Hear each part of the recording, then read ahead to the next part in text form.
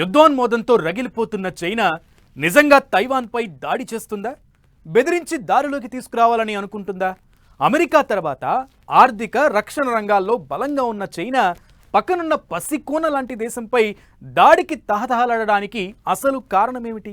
China సరే, సైనిక పరంగా డ్రాగన్లో 10వ వంతు కూడా బలం లేని తైవాన్ ఎందుకంత మొండిగా వ్యవహరిస్తోంది?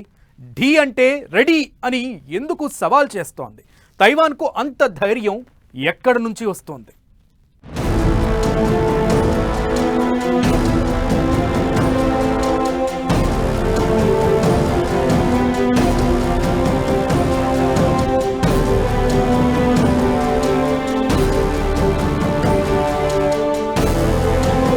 చైనా తైవాన్ మధ్య మళ్లీ యుద్ధ మేఘాలు.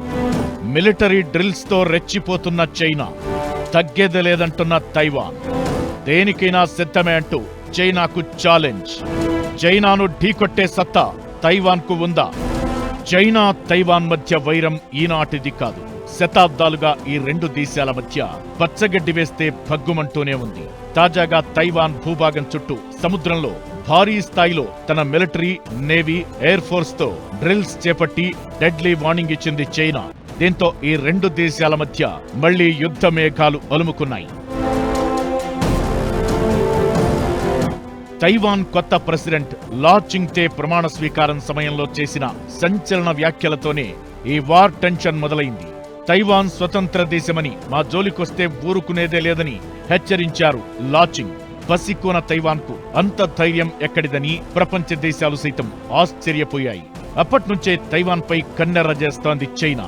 చైనాలో అధికారంలో ఉన్న కమ్యూనిస్టు పార్టీ తైవాన్ ప్రత్యేక దేశం కాదని, చైనాలో ఓ భాగం మాత్రమేనని ఎప్పట్నుంచో వాదిస్తోంది. అయితే తైవాన్ అధ్యక్షుడు లా చింగ్తే మాత్రం తాము స్వతంత్ర దేశంగానే ఉంటామని, ఎవరికీ తల వంచేది లేదని అంటున్నారు. తైవాన్ అధ్యక్షుడి వ్యాఖ్యలకు సవాల్గానే ఈ డ్రిల్ చేపట్టామని చైనా రక్షణ మంత్రిత్వ శాఖ ప్రకటించింది. తైవాన్ ఒక స్వతంత్ర దేశమని వాదించేవారు ఇకపై జాగ్రత్తగా వ్యవహరించాలని హెచ్చరించింది. మరోవైపు చైనా డ్రిల్స్ పై తైవాన్ రక్షణ మంత్రిత్వ శాఖ కూడా స్పందించింది. చైనా యుద్ధానికి కాలు దువ్వేందుకే ఈ డ్రిల్స్ చేపడుతోందని, తమను రెచ్చగొడితే తొడగొట్టి తీరుతామనేది తైవాన్ అధికారుల వర్షన్. బీజింగ్ ఎప్పట్నుంచో తైవాన్ తమ భూభాగంలో భాగమని వాదిస్తోంది. చాలా రోజులుగా ఆ ద్వీపదేశాన్ని బెదిరిస్తూ వస్తోంది. ఎప్పటికైనా చైనాలో కలిపేసుకుంటామని హెచ్చరిస్తోంది. తైవాన్ కి ఇతర దేశాల ప్రభుత్వాల మధ్య అధికారిక స్థాయిలో జరిగే ఏ సమావేశాన్నైనా చైనా వ్యతిరేకిస్తుంది. నిజానికి చైనాలో అంతర్యుద్ధం ముగిసిన తరువాత 1949లో తైవాన్ చైనా విడిపోయాయి. అప్పట్నుంచి తైవాన్ ప్రజాస్వామ్య దేశంగా మారిపోయింది. జిన్పింగ్ ప్రెసిడెంట్ అయ్యాక చైనా ప్రభుత్వం తైవాన్ని తమ దేశ భూభాగంలో కలిసిపోవాలని ఆదేశించింది. దీనికి తైవాన్ ఒప్పుకోకపోవడంతో బలవంతంగానైనా చైనాలో కలిపేసుకుంటామని బెదిరిస్తూ వస్తోంది. అప్పట్నుంచి తైవాన్ జలసంధిలో ఉద్రిక్తతలు పెరిగిపోయాయి. అప్పుడప్పుడు China People's Liberation Army Taiwan భూభాగానికి దగ్గరగా వచ్చి సైనిక విన్యాసాలతో బెదిరింపు చర్యలకు దిగడం పరిపాటిగా మారిపోయింది.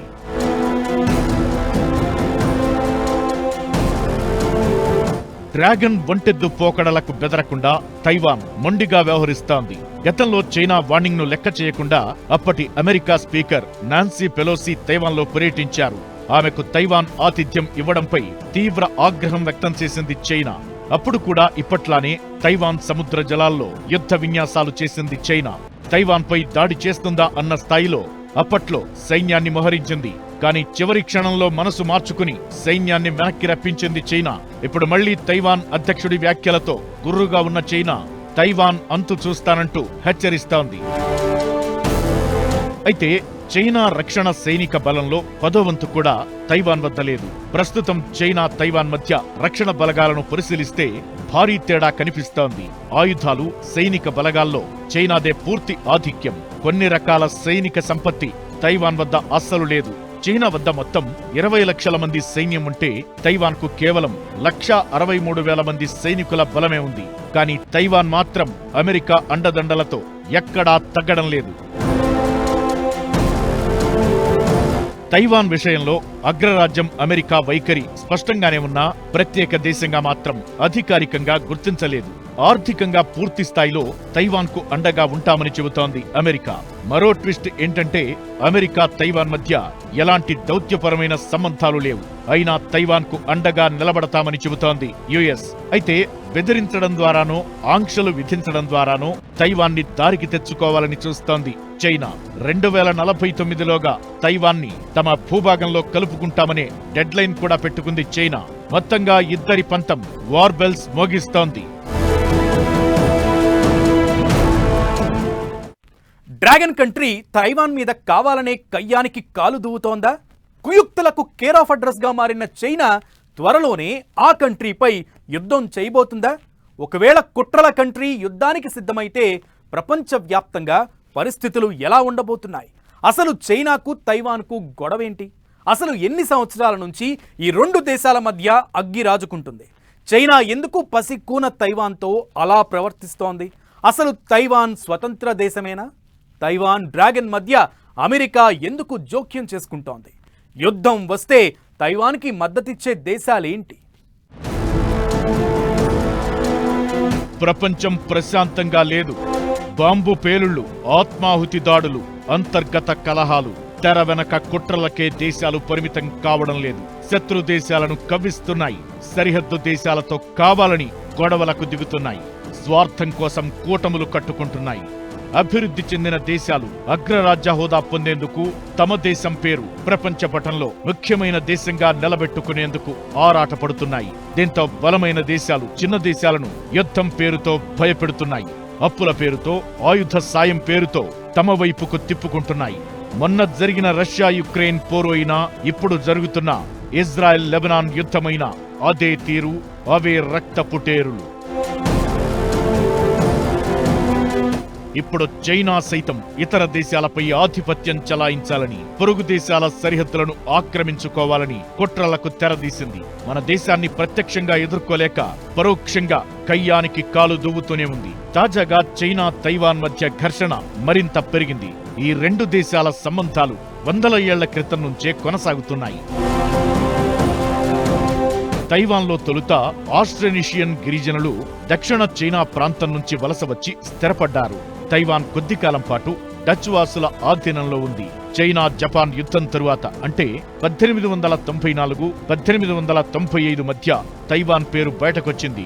ఈ యుద్ధంలో చైనా క్వింగ్ సామ్రాజ్యాన్ని ఓడించిన జపాన్ తైవాన్ను ఆక్రమించుకుంది. అయితే రెండవ ప్రపంచ యుద్ధంలో జపాన్ ఓడిపోయింది. దీంతో యుద్ధ సమయంలో మిత్రరాజ్యాల పక్షం వహించిన చియాంగ్ కైషేక్ నేతృత్వంలోని చైనీయులకు తైవాన్ను తిరిగి ఇచ్చేశారు. 1949లో క్యూమితింగ్ పార్టీ, కమ్యూనిస్టు పార్టీల మధ్య అంతర్యుద్ధం వచ్చింది. ఈ క్రమంలో చియాంగ్ మావో జడాంగ్ నేతృత్వంలోని కమ్యూనిస్టుల చేతిలో ఓడిపోయారు. మావో ధాటికి క్యూమితాంగ్ మద్దతుదారులు దాదాపు 20 లక్షల మంది తైవాన్ ద్వీపానికి ప్రవేశించారు. వారు వెళ్లేటప్పుడే భారీగా సంపదను కూడా తమతో తీసుకుని వెళ్లారు. తైవాన్ను రిపబ్లిక్ ఆఫ్ చైనాగా క్యూమితాంగ్ పార్టీ ప్రకటించుకుంది. మావో తైవాన్ పై దాడి చేయాలని నిర్ణయించిన తరుణంలో 1950లో కొరియాతో యుద్ధం చేయాల్సి వచ్చింది.